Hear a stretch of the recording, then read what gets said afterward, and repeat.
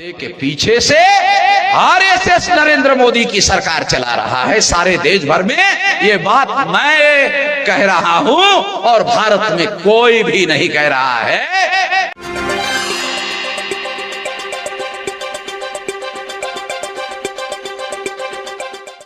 साथियों,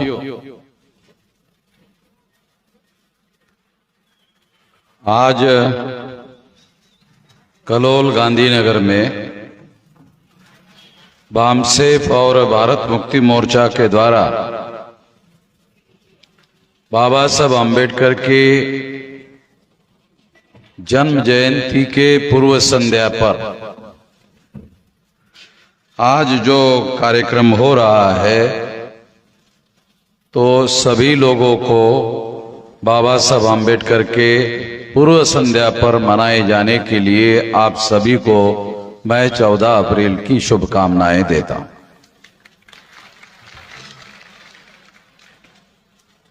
साथियों,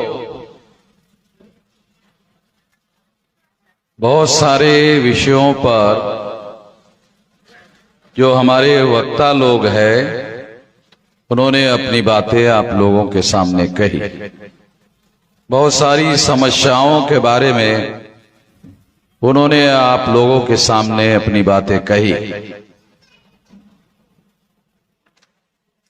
इसलिए मैं समस्याओं के बारे में आप लोगों के सामने बातें करके आपको और ज्यादा दुखी नहीं करना चाहता। मैं उन समस्याओं का समाधान कैसे हो, उसके लिए क्या किया जा सकता है, उसके बारे में कुछ बातें आप लोगों को पूर्व संध्या पर आप लोगों के सामने रखना चाहता हूं। साथियों, आज आप सभी लोगों के लिए एक बहुत महत्वपूर्ण खुशी की बात मैं बताना चाहता हूं, क्योंकि हम सब लोग दुखी हैं। इसलिए मैं एक खुशी की बात आप लोगों को बताना चाहता हूं। वो वास्तव में खुशी की बात। आज 31 राज्यों में 567 जिलों में 4000 से ज्यादा तहसीलों में 22,000 से ज्यादा ब्लॉक में और 1.5 लाख से ज्यादा गांवों में हमारा संगठन का विस्तार हो चुका है। 84 में अब काशीराम जी बहुजन समाज पार्टी बनाई थी, तब 13 स्टेट में 140 जिलों में ही केवल संगठन था। अब इतना बड़ा संगठन हो गया है और इतनी बड़ी संगठित शक्ति हो गई है। ये संगठित शक्ति कितनी बड़ी हुई है, तो मैं आप लोगों को उसको उदाहरण देकर आप लोगों के सामने कहना चाहता हूं, क्योंकि ये आप लोगों के लिए, हमारे समाज के लिए खुशी की बात है कि हम हमारे संगठन शक्ति के बल पर समस्याओं का समाधान करने के लायक बन रहे। हमारे नेता, हमारे प्रतिनिधि, एमएलए और एमपी, उनका मुंह बंद कर दिया गया है। वो कुछ नहीं बोल पा रहे हैं। इसलिए आज इतनी बड़ी संगठित शक्ति हमने निर्माण की कि उस संगठित शक्ति के बल के आधार पर हम समस्याओं का समाधान करने की दिशा में आगे बढ़। तो मैं आपको याद दिलाना चाहता हूं कि 5 मार्च 2019 को कोविड शुरू होने के 1 साल पहले की बात है। 5 मार्च 2019 को हमने भारत बंद का ऐलान किया था। भारत बंद का ऐलान कोई गली मोहल्ला बंद करने का मामला नहीं है। भारत कितना बड़ा देश है? तो 36 राज्य और केंद्र शासित मिलकर के ये देश बना हुआ है, इतना बड़ा है। और भारत के भौगोलिक सीमाओं को सटे हुए जितने विदेशी देश है, उसके बॉर्डर पर हमारे बामसेफ के यूनिट कार्यरत है। सारे देश के विदेशी देश जहां जहां भी सटे हुए हैं, वहां पर बामसेफ संगठन का और भारत मुक्ति मोर्चा के संगठन का नेटवर्क फैला हुआ है। इतना बड़ा संगठन शक्ति का निर्माण हो गया। और इसके आधार पर हमने 13 पॉइंट रोस्टर के विरोध में, क्योंकि ये लगभग आरक्षण समाप्त करने वाला 13 पॉइंट रोस्टर था, जिसमें हमारा नंबर कभी आता ही नहीं, तो इस 13 पॉइंट रोस्टर को समाप्त करने के लिए और 200 पॉइंट रोस्टर लागू करने के लिए हमने 5 मार्च 2019 को भारत बंद करवाया। और जब भारत बंद करवाया तो इतना बड़ा भारत बंद हो गया, क्योंकि बहुत बड़ा संगठन, बहुत विशाल संगठन हो, बहुत विशाल संगठित शक्ति का निर्माण हो गया।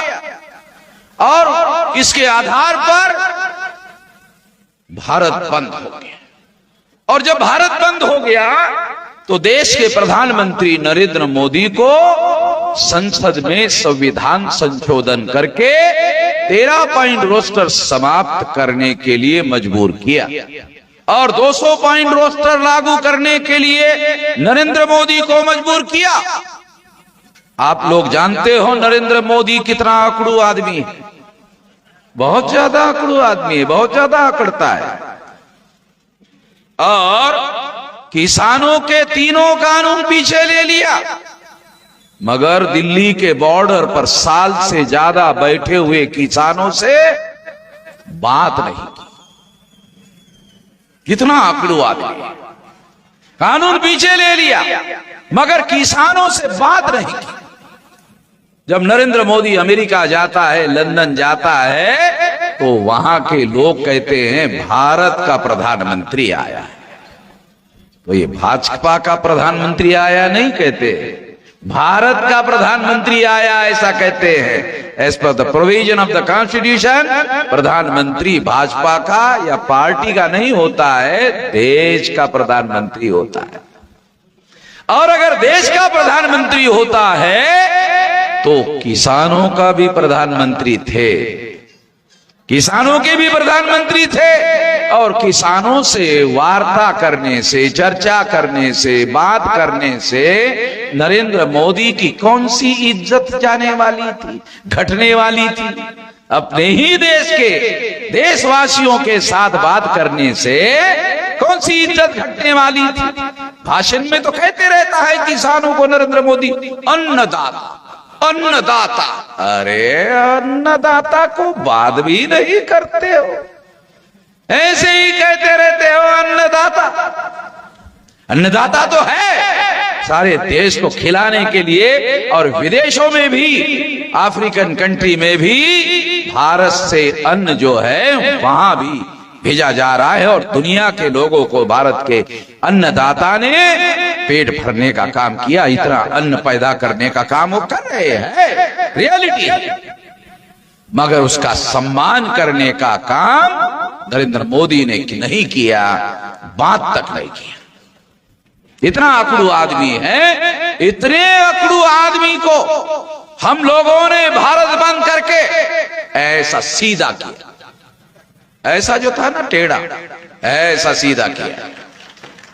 और संसद में संविधान संशोधन करने के लिए मजबूर किया, 13 पॉइंट रोस्टर समाप्त करवाया, 200 पॉइंट रोस्टर लागू करवाया। सबूतों के साथ बोल रहा हूं, बगैर सबूतों के कोई बात करने का आदी नहीं हूं। संसद के रिकॉर्डेड सबूत की बात कर रहा हूं, छानबीन कर लेना जो करना चाहते। मैं जिंदगी में कभी बगैर सबूत के कोई बात नहीं करता, नहीं तो अभी तक तो ब्राह्मणों ने मेरे खिलाफ एफआईआर दाखिल कर दिया होता। किसी ब्राह्मण की औकात नहीं है जो मेरे खिलाफ में एफआईआर दाखिल करते। उनको मालूम है वामन मेश्राम के खिलाफ एफआईआर दाखिल करना संभव नहीं है, नहीं तो कोर्ट में हमारे धर्मशास्त्रों के सारे सबूत हमारे ही मुंह पर फेंक के मार देगा। तो मेरे झंझट में नहीं पड़ते हो, इसलिए आपको बता रहा हूं, सबूतों के साथ बता रहा हूं। 5 मार्च 2019 को भारत बंद हमने इतना बड़ा भारत बंद करवाया और हमारा हक हासिल किया। तो मैं आप लोगों को, जो हमारे एमएलए और एमपी हमारी समस्याओं का समाधान नहीं कर रहे हैं, संगठित शक्ति के बल पर वो समस्याओं का समाधान करने लायक हमने ताकत पैदा की, खुशी की खबर आपको बता रहा। अब हम लोग मांग करने वाले लोग नहीं हैं, अब हमारी इतनी ताकत हो गई है। दूसरी बात, 29 जनवरी 2020 को हमने सीएए के विरोध में भारत बंद किया। नरेंद्र मोदी, अमित शाह डेली कहते थे सीएए सीएए सीएए सीएए। अब बोल रहे हैं, बोल रहे, बोलती बंद करवा दी। बोल रहे, एक भी नहीं बोल रहा है। ये तो डेली बोलते थे सीए सीए सीए, डेली बोलते थे, एकदम बोलती बंद करवा दी, बोलते ही नहीं। सीए की बात इसलिए आपको समझा रहा, सीए समझने के लिए आसाम जाना होगा। आसाम में छोटे लेवल पर इन्होंने सीए लागू किया और 19,48,000 लोगों को नागरिकता के अधिकार से वंचित किया। ये नागरिकता के अधिकार से वंचित करना क्या होता है, हमारे लोगों को पता ही नहीं। नागरिकता के अधिकार से अगर किसी व्यक्ति को वंचित कर दिया, उसकी सारी संपत्ति सरकार जब्त कर लेती है, उसको अरेस्ट करती है, उसको डिटेंशन कैंप में, जेल नुमा डिटेंशन कैंप में भेज देती है। 2006 में पहला डिटेंशन कैंप कांग्रेस ने खोला और बाद में जो डिटेंशन कैंप खुल रहे आसाम में, ये बीजेपी वाले खोल रहे हैं। और जब ऐसा हुआ 19,48,000 लोगों को, तो 19,48,000 में आप सुनकर हैरान हो जाओगे, उसमें केवल 5 लाख मुसलमान थे। उसमें केवल 5 लाख मुसलमान थे। फिर बाकी कौन लोग थे? Schedule caste, schedule tribe, OBC के लोग थे। 14,48,000 SC ST OBC के लोग थे। उनको नागरिकता के अधिकार से वंचित किया असम में। और फिर वहां के लोग हमारे बामसेफ वालों के पास आए और कहा कि मदद करो, ये लागू होने वाला है, अभी मदद करो। तो हमारे लोगों ने कहा कि असम में हम बहुत ज्यादा ताकतवर संगठन नहीं है, मगर भारत में हमारा ताकतवर संगठन है। एक आदमी है जो आपकी मदद कर सकता है। कहा कि कौन? कहा वामन मेश्राम आपकी मदद कर सकता है। कहा कि कहां मिलेगा? कहा दिल्ली में मिलेगा। अब दिल्ली में तो हमने जिंदगी भर गए ही नहीं, कभी तो देखा ही नहीं दिल्ली कहां है। तो उन्होंने, हमारे 2 कार्यकर्ताओं ने कहा चलो आप लोगों को हम लेके जाते। 5 लोगों को आसाम के दिल्ली लेके, उन लोगों से मैंने वार्ता की, चर्चा की। चर्चा करने के बाद मैंने उनको कहा कि आपकी अगर वास्तव में समस्या है तो असम की राजधानी गुवाहाटी में ये जो पीड़ित लोग हैं उनको इकट्ठा करो। उन्होंने बहुत भारी संख्या में लोगों को इकट्ठा किया। जब भारी संख्या में लोग इकट्ठा हो गए SC ST OBC के, तो मैंने उनको 2 सवाल पूछे कि जब बांग्लादेशी घुसपैठियों को खदेड़ने का असम में आंदोलन चल रहा था, तब तुम SC ST OBC के लोग क्या कर रहे थे? तो हमारे लोगों ने कहा कि हम तो खदेड़ने वाले आंदोलन में शामिल थे। ये जो खदेड़ने वाला आंदोलन चल रहा था उसमें हम लोग शामिल थे। तो मैंने दूसरा सवाल पूछा, फिर अब क्या समस्या है? जब खुद ही आप लोग खदेड़ने वाले आंदोलन में शामिल थे, तो अब आप लोगों की क्या समस्या है? कहा हमारा ही नंबर लगा दिया। 14,48,000 SC ST OBC के लोगों का नंबर लगा दिया। तो इससे सबक आपको क्या मिलता है वो बताना चाहता हूं। इससे सबक क्या मिलता है, बहुत अहम बात आपको बता रहा। जब भी देश में कोई मुसलमानों के विरोध में बात कर रहा, खास तौर पर RSS और BJP और विश्व हिंदू परिषद के लोग और बजरंग दल के लोग, क्योंकि बजरंग दल में कौन लोग है? SC ST OBC। Bajrang Dal में कौन लोग है? ये सारे SC ST OBC। कोई ब्राह्मण बजरंग दल में काम नहीं करता, क्योंकि बजरंग का एक अर्थ होता है बंदर। तो हम लोगों को इंसान नहीं मानते, ये तो बंदर है। तो हम लोगों को बंदर मानते हैं।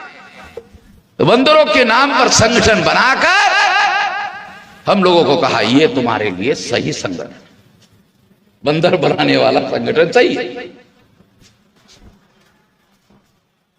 तो ये लोग जो हैं, ये जो संगठन है, ये संगठन के जो लोग हैं, ये लोग, क्योंकि ये सोचने वाली बात है, ये विचार करने वाली बात है, ध्यान देने वाली बात है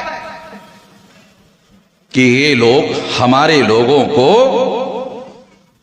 जब भी मुसलमानों के विरोध में कोई आंदोलन होता है, इन लोगों के द्वारा समझ जाने का ये मुसलमानों के विरोध का आंदोलन नहीं है, नाम मुसलमानों का लेते हैं और काम हम लोगों के विरोध में करते हैं। क्योंकि 14,48,000 SC ST OBC के लोगों को निकाल दिया, नाम मुसलमानों का लिया।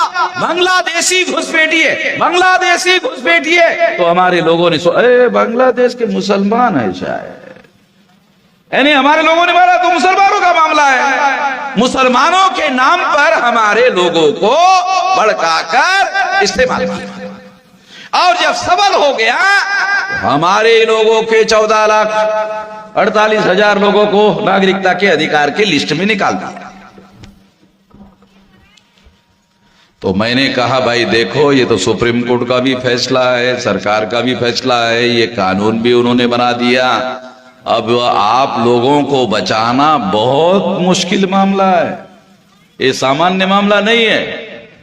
मगर आज से, क्योंकि आप तो इस मामले को हल करने के लायक ही नहीं, क्योंकि आपका तो नागरिकता के लिस्ट से ही नंबर कट गया, आप तो बिल्कुल ही मामले को हल करने की स्थिति में नहीं है। आज से आपकी समस्या नहीं है, आज आपकी समस्या वामन मेश्राम की समस्या। मैं दिल्ली वापस आया गुवाहाटी से, आकर घोषित किया 29 जनवरी 2020 को CAA के विरोध में भारत बंद। अब CAA का कानून नरेंद्र मोदी ने RSS विश्व हिंदू परिषद का पसंदीदा कानून पार्लियामेंट में पास कर दिया। अब ये कानून केवल आसाम में लागू होने वाला नहीं था, अब सारे देश भर में लागू होने वाला था, और सारे देश भर से SC ST OBC और मुसलमानों को नागरिकता के अधिकार से वंचित करने वाला था। जो घोषित DNA के अनुसार विदेशी है, वो ये फैसला कर रहे थे, वो ये कानून बना रहे थे नरेंद्र मोदी की मदद से। बना दिया कानून, उसके विरोध में हमने भारत बंद का ऐलान किया। जब उसके विरोध में भारत बंद का ऐलान किया तो पहले से ज्यादा बड़ा भारत बंद हो गया। क्यों? क्योंकि मुसलमान 15% उसमें शामिल हो गए, ऑल इंडिया में मुसलमान शामिल हो गए, और पहले से भी ज्यादा बड़ा भारत बंद हो गया। जब पहले से भी ज्यादा बड़ा भारत बंद हो गया तो BJP, RSS, विश्व हिंदू परिषद के लोग दिल्ली में बैठे, और बैठने के बाद सोचा कि CAA तो वामन मेश्राम का मुद्दा नहीं है, वामन मेश्राम का मुद्दा तो आरक्षण का है, CAA का मुद्दा तो भाजपा का है, आरएसएस का है। हमने वामन मेश्राम के हाथ में सीए का मुद्दा दे दिया। ये मुद्दा तो हमारा है और हमारा ही मुद्दा लेकर वामन मेश्राम ने भारत बंद करवा दिया। ये तो मुद्दा हमारा है। और इसके आधार पर सबसे भयानक बात क्या हो गई, पिछले 50 साल से आरएसएस, बीजेपी, विश्व हिंदू परिषद ने कहा पिछले 50 साल से हमने एससी, एसटी, ओबीसी को मुसलमानों से लड़ाया, मुसलमानों से भिड़ाया और इनके अंदर दुश्मनी पैदा की, ना मिटने वाली दुश्मनी पैदा की। मगर सीए की वजह से वामन मेश्राम ने एक तरफ एससी, एसटी, ओबीसी और दूसरी तरफ मुसलमानों को जोड़ दिया और भारत बंद कर दिया। हमारे 50 साल के मेहनत पर पानी फेर दिया। आरएसएस के लोगों का 50 साल की हमारी मेहनत, कौन सी मेहनत, मानवता का काम करने की मेहनत नहीं, एससी, एसटी, ओबीसी को मुसलमानों से लड़ाने की और मुसलमानों को एससी, एसटी, ओबीसी से लड़ाने की, भिड़ाने की जो मेहनत की, उस पर पानी फिर गया। वामन मेश्राम ने पानी फिरवा दिया। जब उनको बात समझ में आई कि ये सीए की वजह से हुआ, सीए हमने वामन मेश्राम के हाथ में दे दिया, इसलिए उन्होंने निर्णय लिया कि सीए चुप, सीए के बारे में चुप, बोलो चुप, एकदम बंद, सीए बोलना ही बंद। सीए का कानून नरेंद्र मोदी ने पार्लियामेंट में पास किया, ऑल इंडिया में लागू करने के लिए पास किया और वो कचरा कुंडी में वामन मेश्राम ने डाल दिया। भाजपा के ब्राह्मण लोग कहते हैं, लिखते हैं, नरेंद्र मोदी दुनिया में सबसे शक्तिशाली प्रधानमंत्री। चलो हम भी मान लेते हैं नरेंद्र मोदी शक्तिशाली प्रधानमंत्री है, हम भी मान लेते हैं, मगर नरेंद्र मोदी का कानून हमने कचरा कुंडी में डाल दिया, अमल करने नहीं दिया। इसका मतलब है नरेंद्र मोदी से भी ज्यादा भारत में कोई आदमी ताकतवर है और उस ताकतवर आदमी का नाम वामन मेश्राम है। सबूतों के साथ बोल रहा हूं, काल्पनिक बातें नहीं बोल रहा हूं। सीए कचरा कुंडी में पड़ा हुआ है। पार्लियामेंट में जो कानून पास हुआ भारत भर में लागू होने के लिए, उसके रूल्स तक अभी तक फ्रेम नहीं कर पाया केंद्र सरकार। इतनी बड़ी विशाल संगठित शक्ति इस देश में हम लोगों ने निर्माण की नहीं, तो जो ब्राह्मण का डीएनए विदेशी है, अरे उन्होंने हमारे एससी, एसटी, ओबीसी को ही विदेशी घोषित करने का कानून बना लिया। काल्पनिक नहीं, 14,48,000 आसाम में एससी, एसटी, ओबीसी को विदेशी घोषित कर दिया। हमने पूछा कहां से आए, अब बांग्लादेश में तो ऐसे नाम के लोग ही नहीं है, ये आए कहां से? ये तो हमें पता नहीं कहां से आ गए, मगर विदेशी। और कुछ दिन पहले होम मिनिस्टर अमित शाह को आरटीआई में पूछा गया कि ये जो 19,48,000 विदेशी नागरिक थे, अब इसकी समस्या कहां तक रह गई है, कितने लोग रह गए हैं? तो अमित शाह ने लिखित जवाब दिया। देखो सुनो, बहुत खास बात बता रहा। लिखित जवाब दिया आरटीआई में, कितने लोग रह गए हैं विदेशी नागरिक? 19,48,000 में से 1,006 रह गए। हो गया। ये समस्या किसी के भी बस की बात नहीं, कोई इसका समाधान कर सके, जिसमें सुप्रीम कोर्ट शामिल है, भारत सरकार शामिल है, पार्लियामेंट ने भी इसको राष्ट्रीय स्तर के कानून में पास कर दिया, बिल्कुल भी संभव नहीं होने वाला मामला। इसको हमने 1006 तक नीचे लाया, अभी 1006 भी नहीं रहेगा।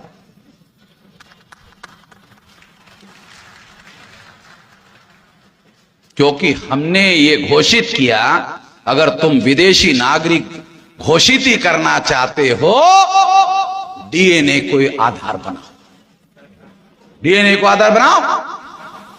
उनको मालूम है सर ये तो बहुत खतरनाक मामला है, तो विज्ञान के आधार पर प्रूव हो जाएगा, यानी पंडित ही अलग हो जाएगा।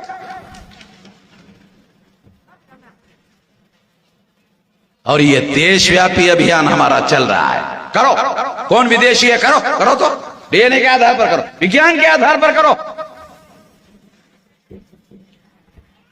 सबूत के आधार पर बोल रहा हूं। दो बड़ी समस्याओं का, राष्ट्रीय स्तर की समस्याओं का समाधान कर चुके।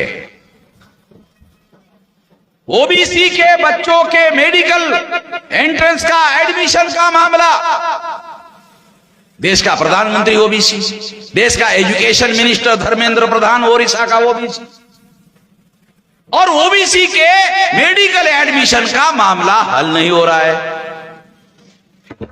हैरान करने वाली बात है।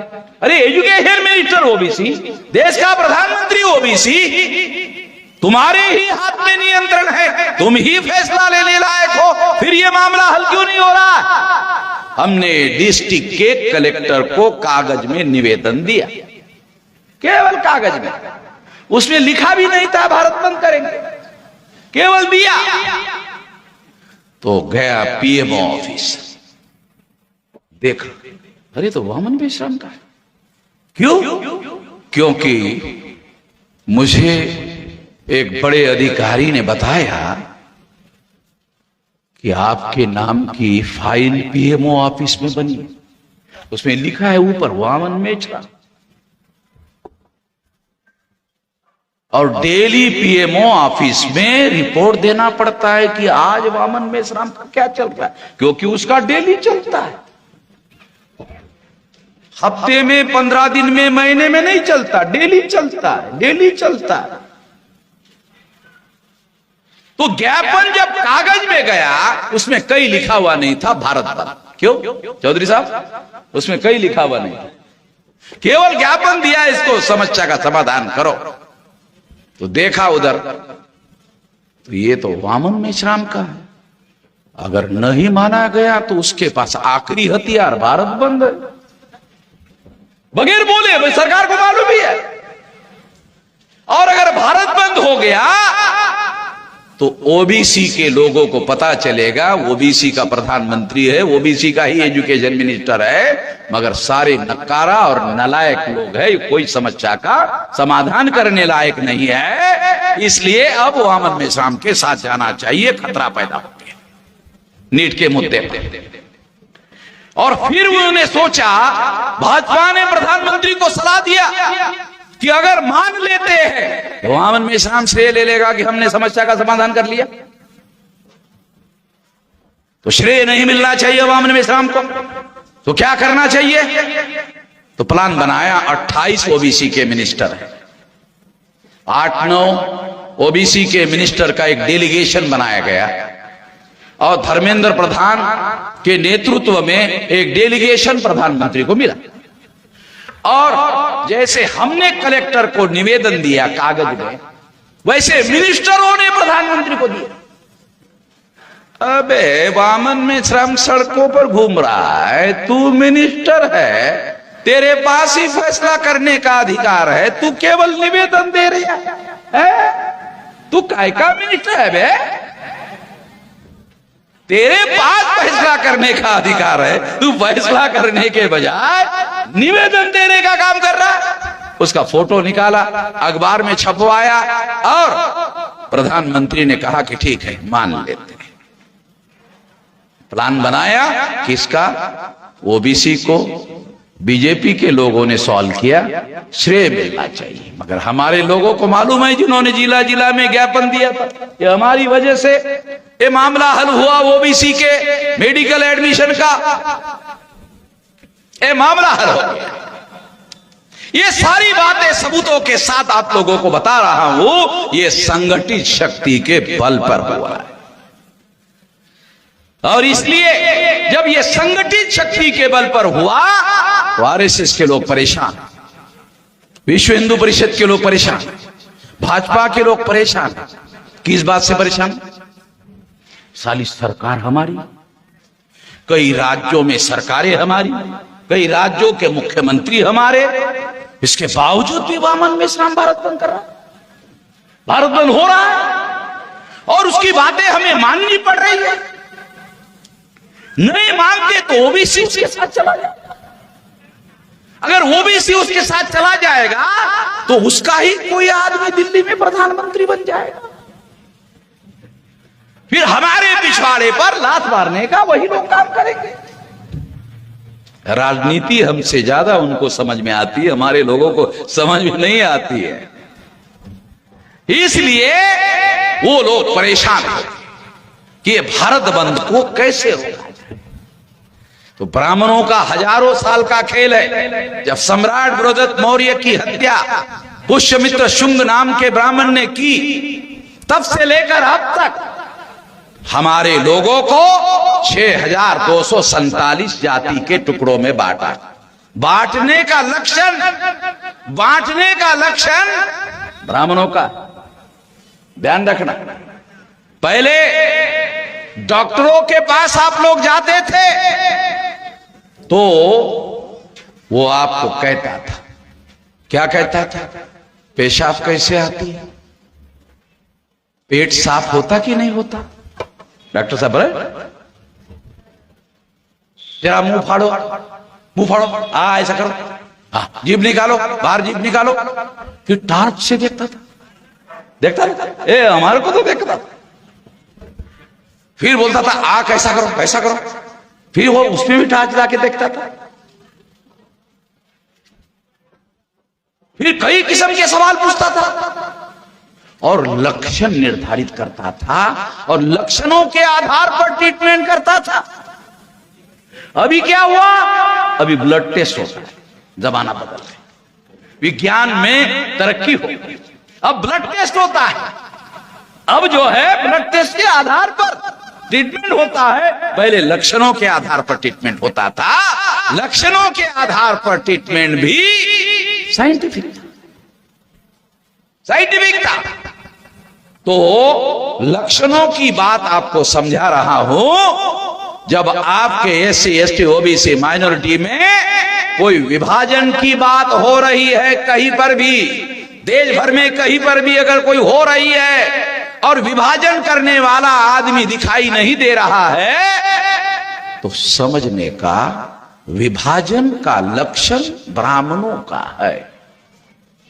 विभाजन का लक्षण ब्राह्मणों का है। अगर वो नहीं दिख रहा है तो मतलब वही पर्दे के पीछे छुपा हुआ है, वही बदमाश है।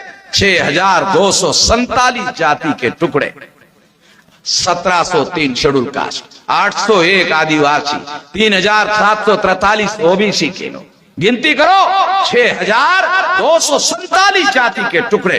ब्राह्मण लोग आजादी के आंदोलन में प्रचार करते थे कि अंग्रेजों की पॉलिसी है बांटो और राज करो, डिवाइड एंड रूल। मगर अंग्रेज क्या कहते थे? हिंदू और मुसलमान, हिंदू और मुसलमान, हिंदू और मुसलमान, दो ही टुकड़े अंग्रेजों ने किए थे। ब्राह्मणों ने 6247 टुकड़े किए हमारे लोगों के। तो विभाजन करना ब्राह्मणों का लक्षण है। इसलिए अगर कोई हमारे समाज में कहीं पर भी, किसी जिले में, किसी प्रदेश में, किसी देश के कोने में, कोंटे में अगर कोई विभाजन किसी भी नाम पर चल रहा है तो उसके पीछे पंडित जी है। पंडित जी समझ रहे हो ना? हाँ, और वो भी बदमाश पंडित, क्योंकि ऐसा काम करने वाला तो मानवतावादी पंडित तो नहीं कहा जा सकता, ये तो बदमाश पंडित ही कहा जाना चाहिए। तो हम लोगों को ये बात समझना चाहिए, ये बात जानना चाहिए।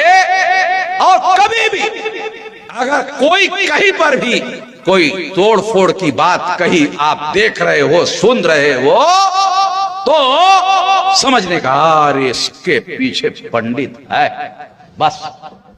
और आपको सतर्क हो जाना चाहिए।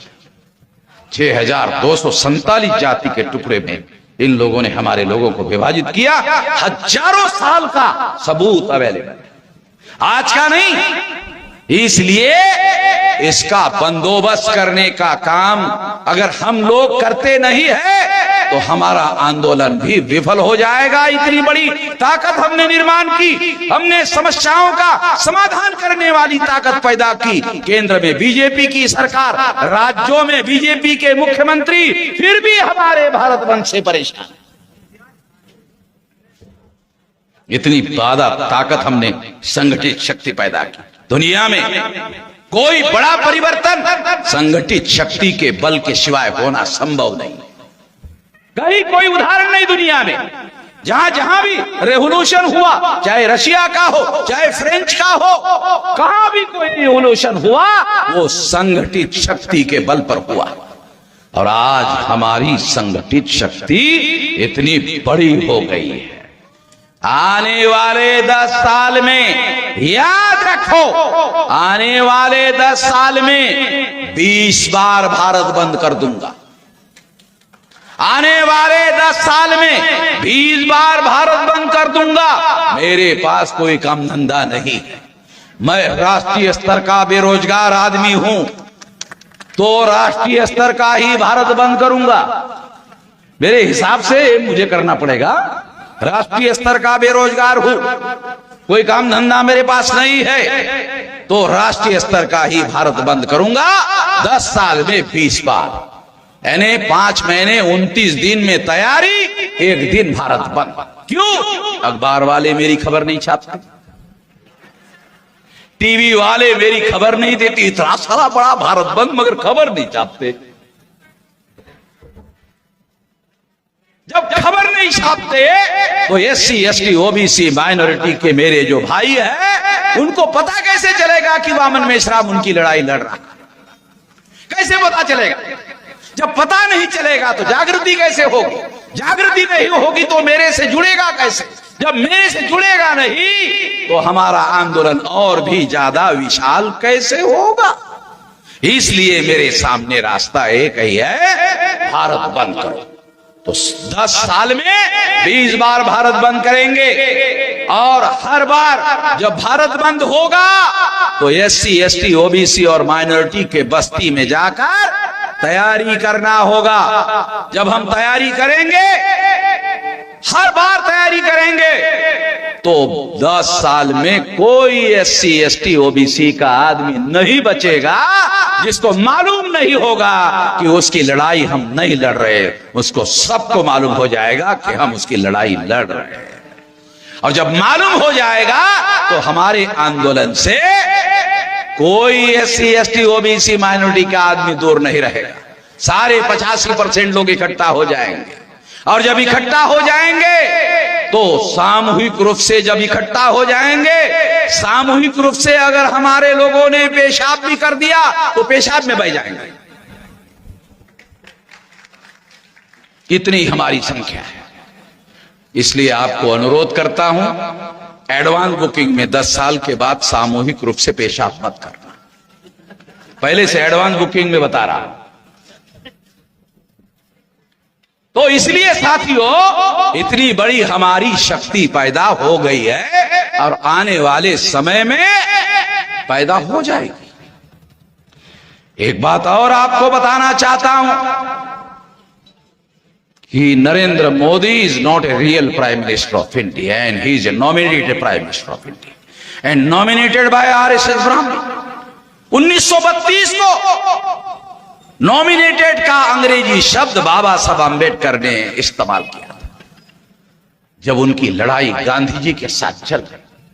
गांधी जी को उन्होंने कहा था कि गांधी जी, हमारे लोगों को प्रतिनिधित्व का, लोकतंत्र में अधिकार मिलना चाहिए कि नहीं मिलना चाहिए? तो गांधी ने कहा हाँ, मिलना चाहिए। बात सही है, मिलना चाहिए।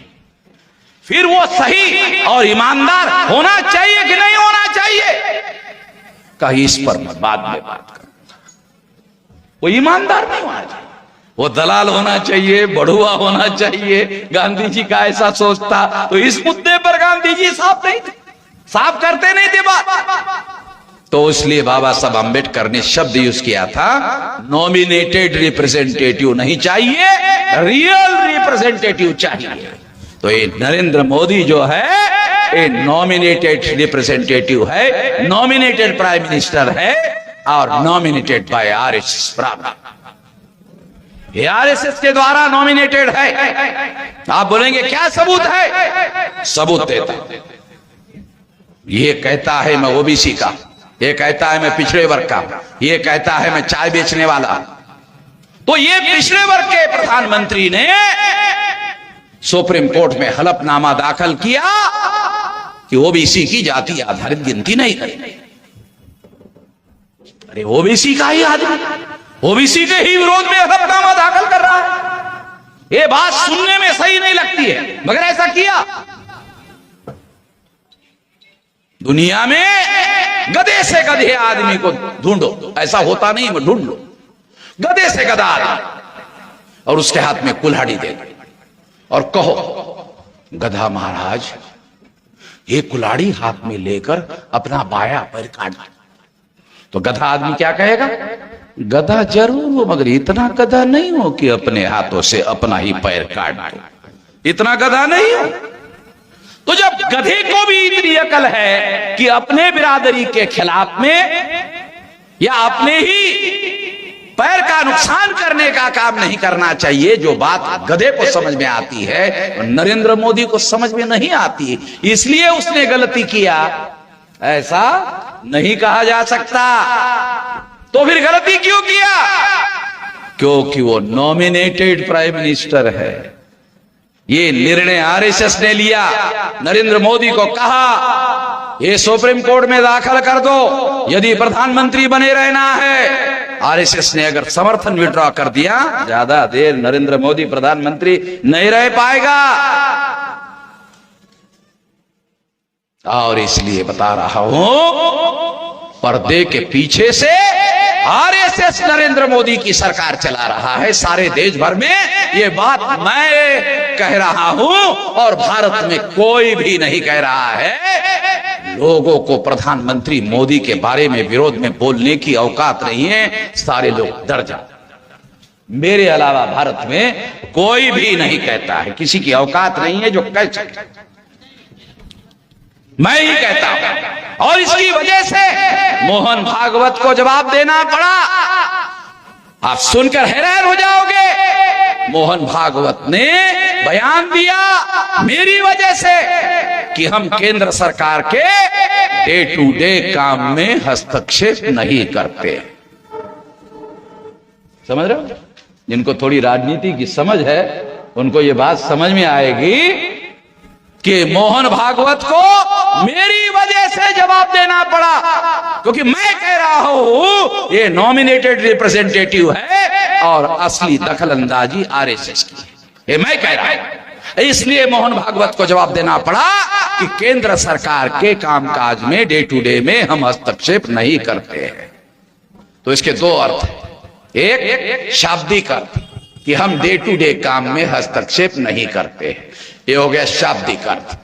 दूसरा अर्थ है ध्वनित अर्थ। इसमें से एक ध्वनि निकलती है, एक आवाज निकलती है। आवाज क्या निकलती है? आवाज निकलती है डे टू डे काम में हस्तक्षेप नहीं करते हैं, मगर कभी कभी करते हैं, मगर कभी कभी करते हैं। और कभी कभी कब करते हैं? जब एससी एसटी ओबीसी माइनॉरिटी के भविष्य के बारे में कोई अच्छा फैसला लेने का समय आता है, तब आरएसएस के लोग उसमें दखल अंदाजी करने का काम करते हैं। ये बात नरेंद्र मोहन भागवत को मेरी वजह से बयान देना पड़ा। इससे आप अंदाजा लगा सकते हो हमारे संगठन की शक्ति कितनी ज्यादा बढ़ गई है कि आरएसएस के मोहन भागवत को भी मेरे बयान का जवाब देना पड़ता है। नहीं तो वो किसी का जवाब देते। मुसलमान मुझे बार बार मिलते हैं, बार बार मिलते हैं और मुझे कहते हैं मेश्राम जी, ये बजरंग दल वाले, आरएसएस वाले, विश्व हिंदू परिषद वाले जब भी कहते हैं हमको चले जाओ पाकिस्तान, चले जाओ पाकिस्तान, चले जाओ पाकिस्तान, जब पाकिस्तान बना तब हम नहीं गए, मगर अभी कहते चले जाओ। जब पाकिस्तान बना, इन लोगों ने बनाया, तब हम पाकिस्तान में नहीं गए, अब कहते हैं चले जाओ पाकिस्तान। बहुत दुख होता है मेश्राम जी, क्या है, बहुत दर्द होता है। कोई समाधान निकालो। हमारा कोई मुसलमान नेता इसका कोई समाधान नहीं निकाल रहा है। आप ही कुछ कर सकते हो, करो। मैंने कहा यार ये तो बड़ा क्रिटिकल मामला है, इसका साला जवाब ढूंढना बहुत मुश्किल है। 2-3 साल का समय लगा मुझे जवाब ढूंढने के लिए, और फिर मुसलमानों के कार्यक्रम में मैंने घोषित किया सारे भारत के मुसलमान मूल निवासी। मैंने सारे भारत के मुसलमानों को मूल निवासी का सर्टिफिकेट दे दिया। मेरे पास स्कूल नहीं है, मेरे पास यूनिवर्सिटी नहीं है, मैंने सर्टिफिकेट दे दिया सारे भारत के मुसलमान मूल निवासी। और मुसलमानों को कहा तुम भी कहो। तो तब से मुसलमान भी अपने को मूल निवासी कहने लग गए। जब मैंने उनको मूल निवासी होने का सर्टिफिकेट दिया तो मोहन भागवत ने बयान दिया। देखा, खास बात बता, मोहन भागवत ने बयान दिया। क्या बयान दिया? मुसलमानों के पुरखे और हमारे पुरखे एक ही थे। पढ़ा कि नहीं पढ़ा? मुसलमानों के पुरखे हमारे पुरखे एक ही थे। अच्छा साले उल्टी कर रहे हो, है? उल्टी कर रहे हो, अभी तुमको उल्टी करना पड़ रहा है। तो बार बार कहते हैं मुसलमानों को चले जाओ पाकिस्तान। जब आरएसएस के मोहन भागवत को यह बयान देना पड़ा तो बजरंग दल में SC ST OBC के लोग हैं, वो हमारे समाज में रहते हैं, तो हमारे समाज में वाम से भी चलता है, भारत मुक्ति मोर्चा भी चलता है, तो कॉमन फ्रेंड है, इधर भी रहते हैं उधर भी रहते हैं, कॉमन फ्रेंड है। तो हमारे लोगों को मैंने कहा जरा बजरंग दल वालों को पूछो कि ये आजकल आप लोग चले जाओ पाकिस्तान, चले जाओ पाकिस्तान, आप कह नहीं रहे हो, क्या बात है? क्या बात है? कह नहीं रहे। पहले तो बहुत कहते थे, क्यों नहीं कह रहे? क्या बात है, क्यों नहीं कह रहे हो? कहा ऊपर का आदेश है, ऊपर से आदेश आया है, कहो। लोगों ने आकर मुझे बताया कि ये तो ऊपर का आदेश है। तो मैंने दोबारा पूछने के लिए कहा कि क्या कारण है कहने के लिए, बोलने के लिए मना किया, कारण क्या है? तो उन्होंने जाके पूछा, तो कहा कि नहीं, कारण नहीं पता, केवल इतना कहा, बोलना नहीं। तो मैंने कहा मैं बताता हूं कारण, जो वो नहीं बता रहे हैं तो मैं कारण बताता हूं।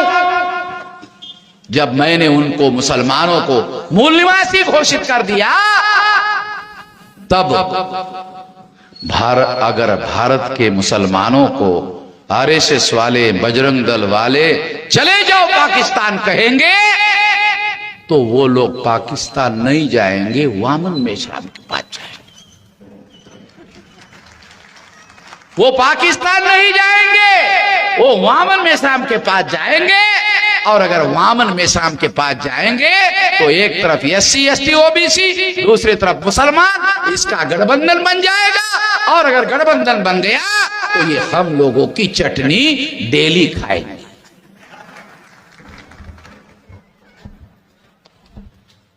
इसलिए उन लोगों ने ये कहना बंद कर दिया। हमारे संगठित शक्ति का प्रभाव इतना ज्यादा बढ़ रहा है, मैं सबूतों के साथ बोल रहा हूं, बगैर सबूतों के बोलने की मेरी कोई आदत नहीं। इसलिए साथियों, जो ताकत मैंने अभी आपको बताई, उतनी ताकत से आजादी मिलने वाली नहीं। इसलिए 10 साल तक भारत बंद करने की बात कह रहा है, ताकि 85% लोग जागृत हो जाए और 85% लोग इकट्ठा हो जाए तो फिर ये आजादी हमारे लोगों को मिलेगी। और हमारे लोग बाबा साहब आम्बेडकर जैसा कहते थे, हुक्मरान बनो, शासक वर्ग बनो, तो हमारे लोग आजाद भी हो जाएंगे, हमारे लोग हुक्मरान भी हो जाएंगे और अपने भविष्य का खुद मुख्तियार होकर फैसला करने लायक हो जाएंगे। ऐसा करना होगा। ऐसा करने के लिए कलोल के लोग, गांधीनगर के लोग इतनी बड़ी संख्या में यहाँ आए हैं। मैं उनको अनुरोध करना चाहता हूँ कि इस बात को आप गली मोहल्ले में फैलाओ और ज्यादा ताकत पैदा करो, और ज्यादा संगठन पैदा करो, मजबूत करो और ज्यादा शक्ति पैदा करो।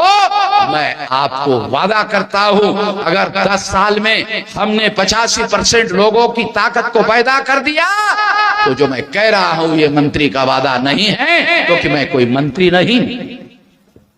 ये दिली लड़ाई लड़ने वाला आदमी 19 साल की उम्र से अभी 65 साल चल रहा है। 60 साल में लोग रिटायर्ड हो जाते हैं, मगर मैं रिटायर्ड भी नहीं हुआ हूं, टायर्ड भी नहीं हुआ। खड़े खड़े 1.5 घंटे से बोल रहा हूं। मेरे पैरों में अभी भी ताकत है, हड्डियां अभी कमजोर नहीं हुई है। इसलिए ये लड़ाई हम लोग आने वाले और 2 दशक तक मैं लड़ सकता हूं, और 2 दशकों में ब्राह्मणवाद का राम नाम सत्य करेंगे। राम नाम सत्य समझते हो ना? हाँ, राम नाम सत्य समझते हो, बराबर है। राम नाम सत्य करेंगे। और आप लोगों ने मेरी बात ध्यान से सुनी, इसके लिए आभार, धन्यवाद।